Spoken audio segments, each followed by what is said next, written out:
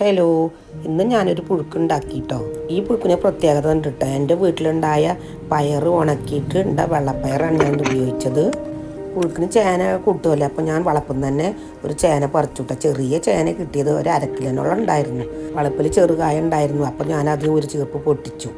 പിന്നെ തിരുവാതിരക്ക് അതിൻ്റെ മുമ്പ് പറിക്കുമല്ലോ, അങ്ങനെ പറിച്ച കാവത്താട്ടോ. ചേനയും കാവത്തും കായൊക്കെ ചെറിയ കഷ്ണങ്ങളാക്കിയിട്ട് നുറുക്കിയിട്ട് അത് മാറ്റി വെച്ചു. കാവത്തുണ്ടല്ലോ, അന്ന് പറിച്ചതല്ല തിരുവാതിരക്ക്, അത് കാരണം മുള വന്നിരിക്കുക. അപ്പം മുള വന്ന ഭാഗം കുഴിച്ചിടാൻ മാറ്റി വെച്ചിട്ട് ബാക്കി കഷ്ണങ്ങളാട്ടോ എടുത്തത്.